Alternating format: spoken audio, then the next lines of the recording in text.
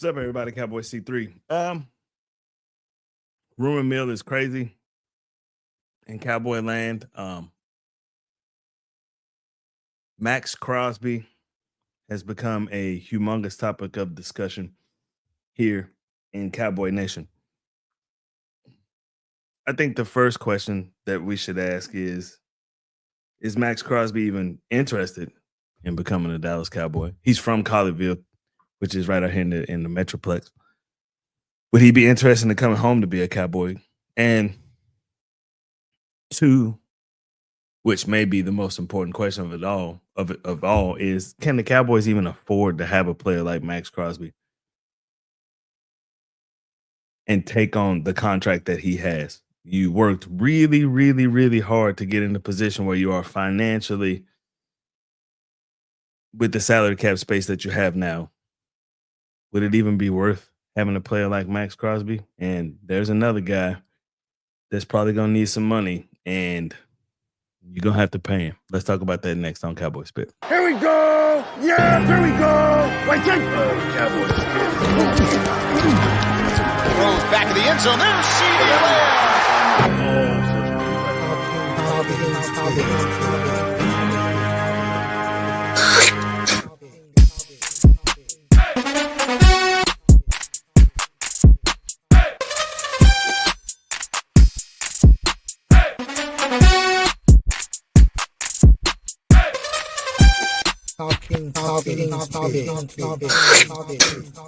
What's going on, everybody? Cowboy C3. Cowboy news today, man. I think the biggest news of all in Cowboy land is that, besides Maxx Crosby, we'll talk about that in a minute, is these guys are starting to come back. They're starting to come back. The injury report looks like this. Trayvon Diggs out with a concussion. He didn't participate in practice today. Donovan Wilson, who played Sunday, he was nursing an elbow and shoulder. On Sunday when he played, he even played Sunday with a big elbow brace on. He didn't participate in practice. Cooper Beebe is limited in practice. Kenny Clark with the elbow. Marshawn Nealon, Adajane Cornelius, Demarion Overshown shows back up to the practice field today.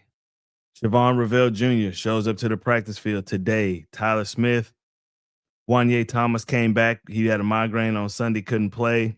Kalen Carson with the hamstring was a full participant in practice. Jonathan Mingo was a full participant in practice. Kenneth Murray and Mozzie Smith were also full participants in practice. So this roster is starting to turn itself around from these injuries that they had in the beginning of the season, and you're starting to get guys back. You're starting to get Siobhan Ravel in practice. You're starting to get Demarion Overshown in practice. Cooper Beebe's coming back to practice. The team is starting to get healthy at the right time. And after this buzz, the buzz from the Washington game, they played really, really well. And everybody's going to be looking at, sustained superior performance. You play a really, really good Denver Broncos team on Sunday. What's the team going to look like? How can you build on this, this great win you had against Washington? Washington's beat up, that's for sure. But the Cowboys are pretty beat up as well.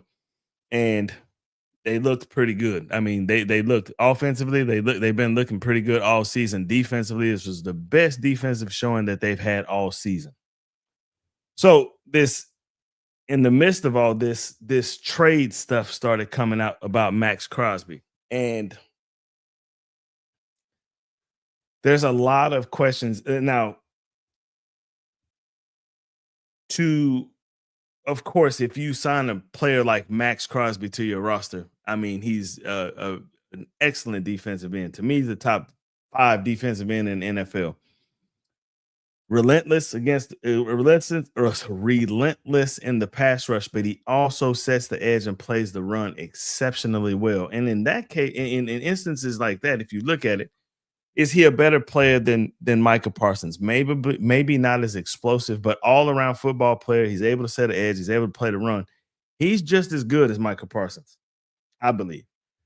But there's a lot of things that you have to look at before you say, yeah, man, I would love to have somebody like Maxx Crosby on the roster.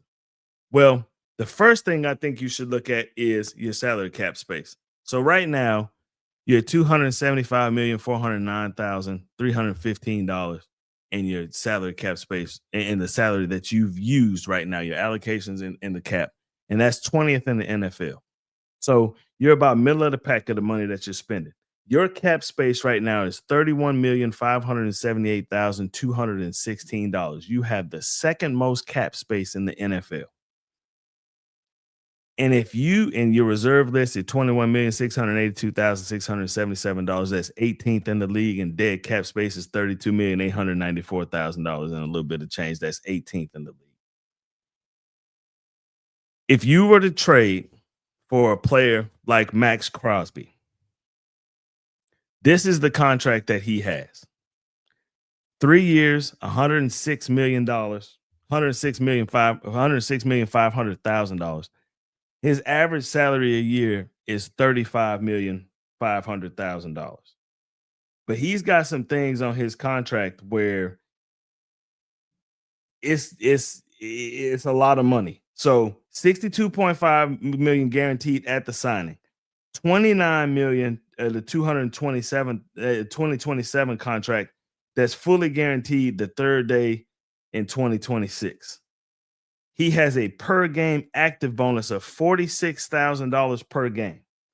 In 2025, his base salary is $32,500,000, $2,600,000 signing bonus. He got a restructured proration at $2,501,000, and he got a roster bonus of $552,000. And he gets $10,080 if he comes and works out. And the contract goes from 32.30 to 29 million.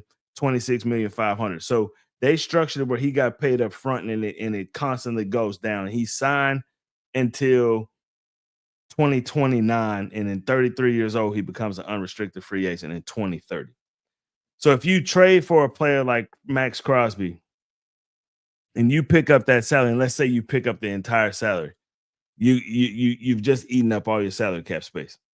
So Maxx Crosby is going to cost you a lot of money. Now, the Cowboys have some guys that maybe they would be willing to get rid of. These are the free agents that are with the Cowboy roster, with the Cowboy team right now. Kenneth Murray, Donovan Wilson, Dante Fowler Jr.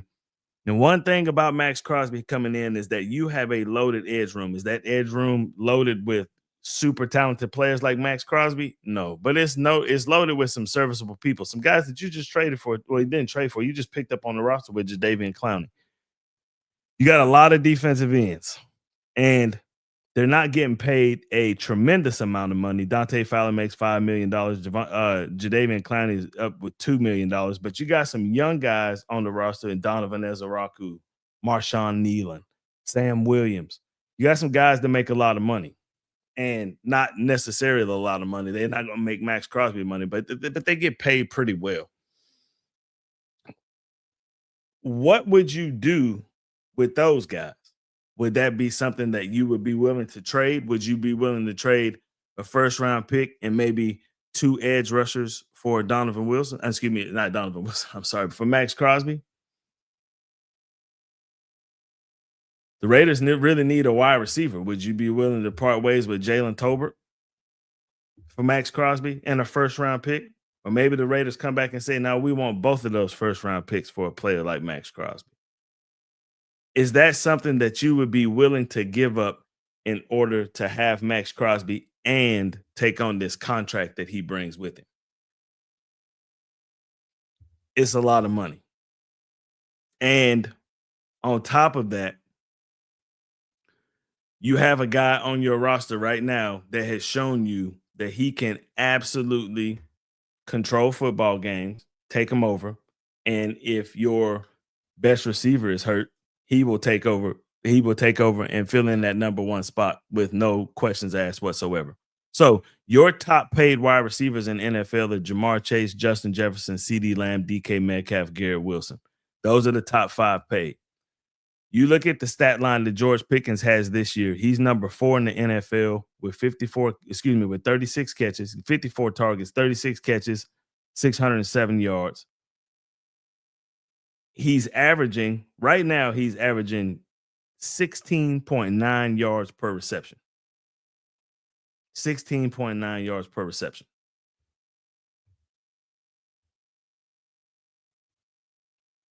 Could you afford both of them? Probably not. Not to have a complete roster.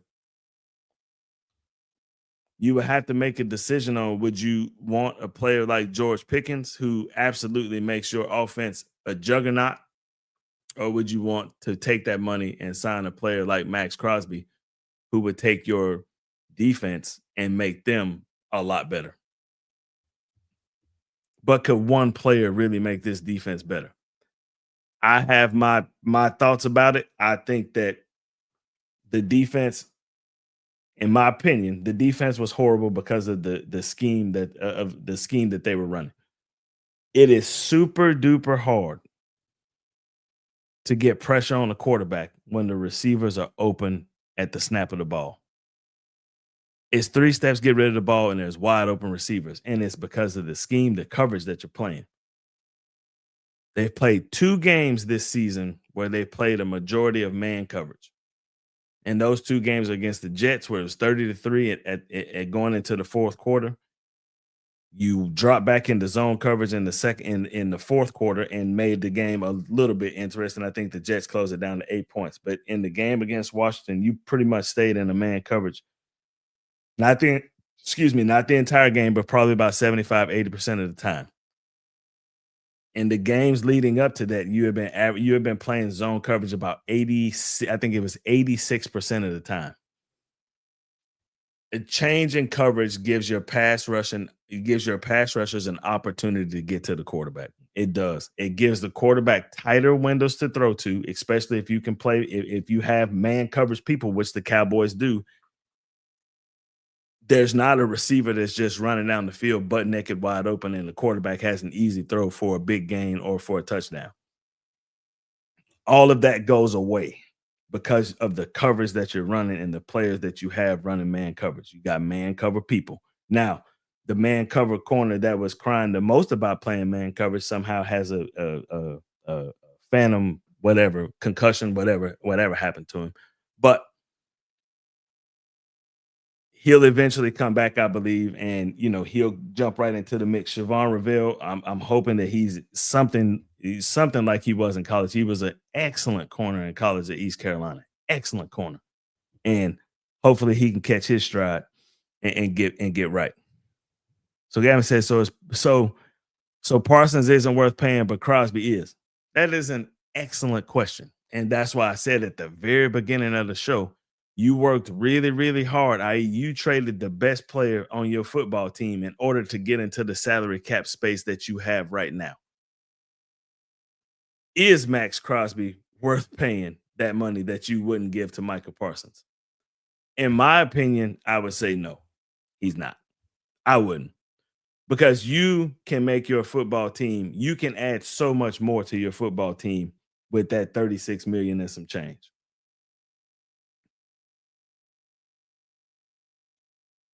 Do I believe that the Cowboys are actually interested in trading for a player like Maxx Crosby?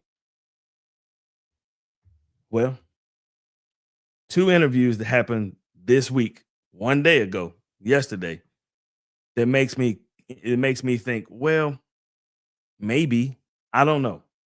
First interview comes from 105.3 The Fan radio show. And they just so happen to have Jerry coming on that afternoon as well. And they kind of hinted towards it. They didn't really ask him straight up, was that something that he wanted to do? But here's the interview with the radio show. Check it out. A trade deadline Tuesday, if you will. Trey Wingo got the party started. According to sources, the Cowboys have made inquiries with the Raiders about a potential trade for Maxx Crosby. Just turned 28 years old, just like a month ago. Now, my understanding on this, and maybe Broadus can jump on here and confirm or deny this. I think he's signing a G-Bag Nation flag right now. But my understanding on the Maxx Crosby rumor is this is preliminary. You know, this is maybe people in the organizations talking, but this isn't necessarily it getting to the highest levels. And Jerry's on the phone with Mark Davis, you know, trying to hammer out the final details, something like that. But this is fun. And it's starting to feel like the 24 hours leading up to the Micah Parsons trade, where suddenly things just everywhere you turn, people were talking about it. Insiders are saying, I won't be surprised now if this happens. Brian, what's your understanding of the Cowboys' interest in Maxx Crosby? Yeah, I think right now the Cowboys are Trey Wingo, who's really well connected with a lot of I think with folks. the Raiders, Yeah, big time. Yeah, he's very connected. Now, the question you have to ask yourself, Dawson, is this coming from front office or is this coming from the coaching staff? My belief is it's probably coming from the coaching staff is what's going on here. So until it's the front office, then you know how serious. But I think they're floating ideas right now like, hey, what would it mean if we were to, these coaches get on the phone with each other and start talking about potential where it would be. Now, like I say, Trey, very dialed in to what's going on around the league. On the Cowboys end of it, this appears to be news to them. So they're in that mode. I think they are interested in trade opportunities, and I think they're open to opportunities, and I think they're open to like, okay, what is it going to cost us to be in the game? I think they're open to those opportunities. But right now, I think Trey is kind of reporting this from the Raiders end of things and not so much what the Cowboys end of it is. So they seem to think that the Raiders may be interested in it. And the thing about it is that in order for a player to be traded, a lot of times, especially a dominant player like Maxx Crosby, like they would have to ask for it, or the team would have to discuss it, and he'd be open and willing to, to come to Dallas, which I said is his hometown. He's from Colleyville, went to Colleyville Heritage High School. Would Maxx Crosby be interested in coming home and playing football for the Dallas Cowboys? And that would be one of the things that would absolutely be a part of a trade is like, does a player even want to come here? And Jerry kind of alludes to that a little bit when he's asked about after the win on Sunday, do you think that maybe you guys need to make some trades and not waste this offense and get better on defense and try to get back in this race? You're at 500 right now. You have an opportunity to win a couple of football games, but you got some tough games down the road. Would you be interested in maybe trading for a player to get better on defense? This is what he had to say. You have to see from your team over the next 2 weeks to change your position from maybe just we're open for business to we need to go get someone to put this team over the top? I don't know that to that actually affect a trade, that what we see over the next few weeks is the most important ingredient as to how there might be a trade. They'll probably, if there were a trade, it will be because it fits us. It fits us. And to fit, it's got to be a reason why the player would leave that we're interested in going forward with. And it would have to fit us in terms of our plans on our roster, the financial, everything that goes with that. And so you don't just because we played well and all of a sudden everybody thinks, boy, you're in the hunt. So it's time to go out and gather up all of this talent that's waiting around out here on the trees to add to it now that we feel good that we can be more competitive. That's not realistic. What's realistic is that if we do see an opportunity, we are in as good a shape as we've been in years with picks, with financial, with our cap. We're in as good a shape we've ever been if we see a way to improve our team with a player that makes sense today, this year, next year, to entertain it and look at it. We do that every day. At this moment, do you see or you don't see the potential of trading away another player? Candidly, I don't necessarily see a high degree there, but I don't want to preclude it from happening. Believe you me, we are all the time looking, communicating with possibilities to get better with our roster. What you really need to ask the question is, did the win Sunday cause us to think more that we're more likely to trade or get a trade today than if we'd lost? Isn't that a good way to catch that question? Yep. So And what's the answer? No. No. The answer is no. So Jerry says no. He said no. I believe that the Cowboys have a pretty good roster. I believe they have an excellent offensive roster, and I believe that their defense is pretty decent. I do. Even though statistically right now they're not the worst defense in the league anymore. I think they came up to like number 30. But if they can somehow, some way get up to number 20, I believe they have a very, very competitive football team, and they can make some noise and maybe enter the playoffs and maybe do some damage. Maybe. It's possible. But the biggest thing is going to be is they're gonna have to improve on defense. And the way to improve on defense and get this clown off the hot seat is you're gonna have to make some decisions on whether you're willing to adjust your scheme in order to make your team better.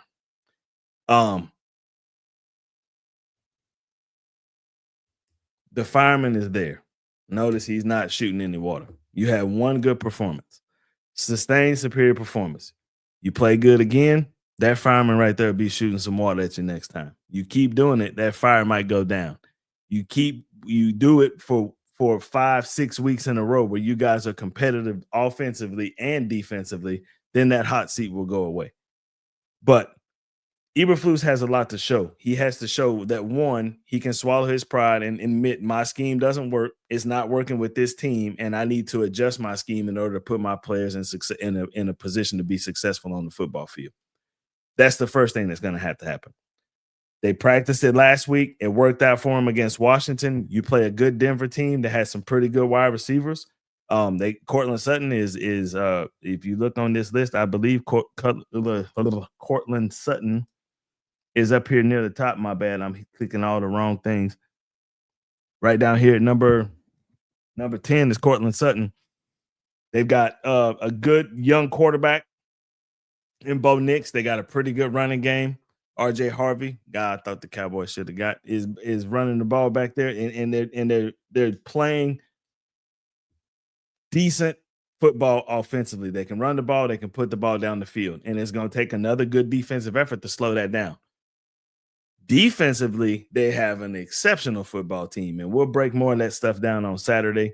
But the Cowboy offense will have some struggles against this defense, and the defense, and they're gonna stop the Cowboy offense and make them punt the ball a couple of times, and that's just gonna happen. They're not gonna score 50 points every single football game.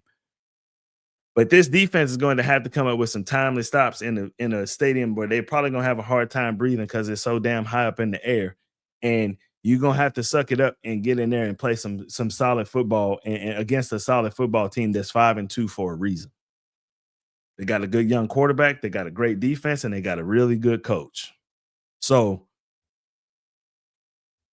this is the opportunity. This is where the gauntlet begins to go, where this defense is going to have to step up if this football team is going to be competitive. And it starts with Matt Eberflus and the scheme. You're starting to get these players back. How you going to rotate them in? How you going to get Overshown? I know he's going to be on the pitch count. You're going to have to get him in the game and get him acclimated to game speed again and get him going here in the next 3 or 4 weeks. I believe it'll probably take him 3 or 4 weeks before he's even on the football field. But you have a pretty decent team. I don't think you should go spend your money on Maxx Crosby. Me personally, I don't, but I wouldn't be surprised if Jerry did it. Jerry is always trying to make a big splash and be the center of attention, in a move like signing Maxx Crosby and fucking off all your damn salary cap space that you worked hard to get, trading away your best player.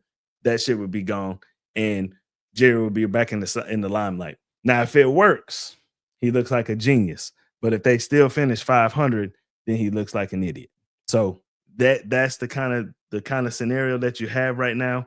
Me personally, I don't think I would trade for a player like Maxx Crosby. For one, you're probably going to have to give up both of those first round. The Raiders not going to go. They're not just going to say, yeah, we'll trade you a first round pick for Maxx Crosby. That's not going to happen. They're going to want something else. They're going to want some players. They're going to want both of them first round picks. They're gonna want something. You know what I mean? Maxx Crosby is not gonna come cheap.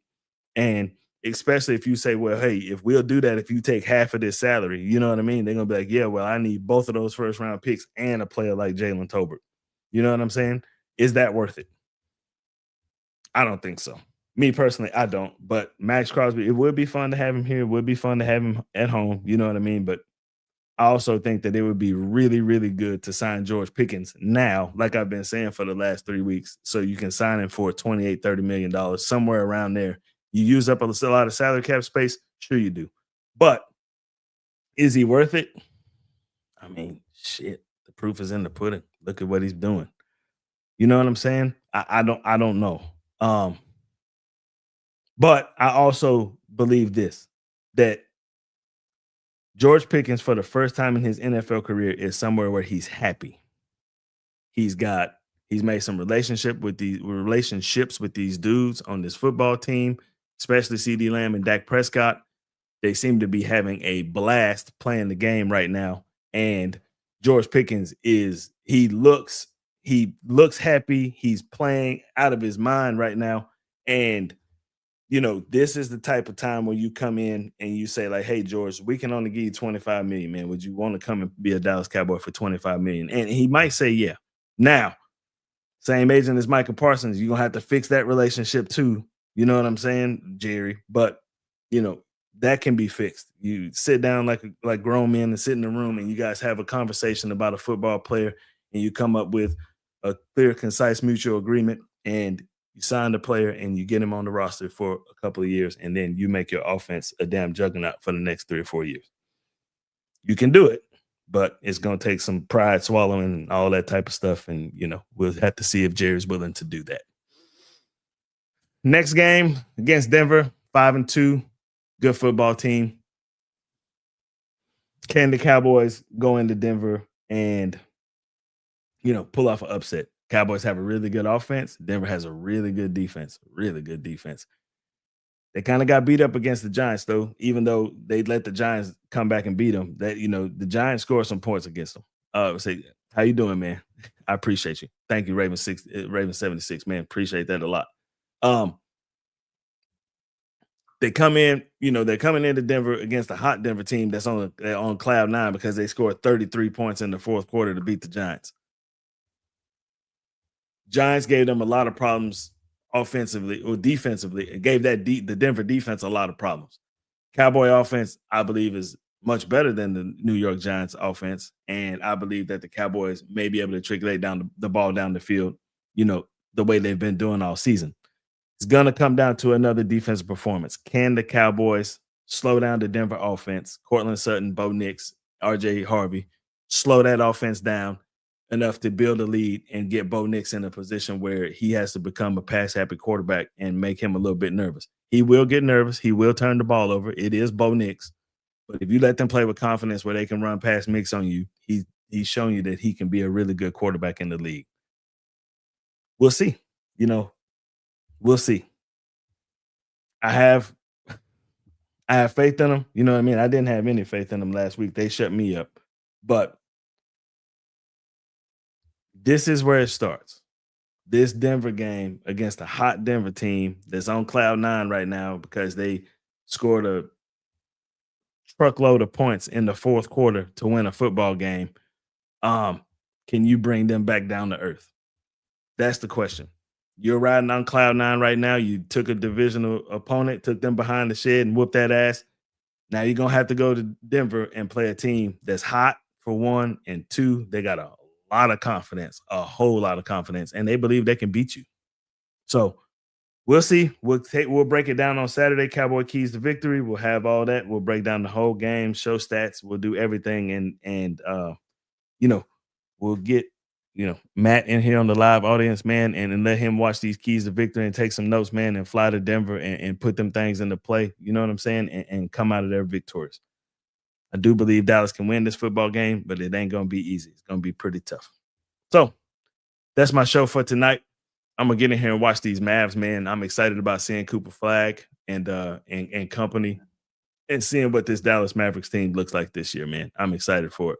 So Cowboy C3, I will see you on Saturday. Go Mavericks, go Cowboys. We'll see, man. Maxx Crosby, I don't know. I don't know. I just don't think it's a smart move if you did it. Me personally. Would I love to have a player like Maxx Crosby? Absolutely. But financially, man, it would hurt pretty significantly. Anyway, Cowboy C3. See you guys on Saturday. All right, now. Peace.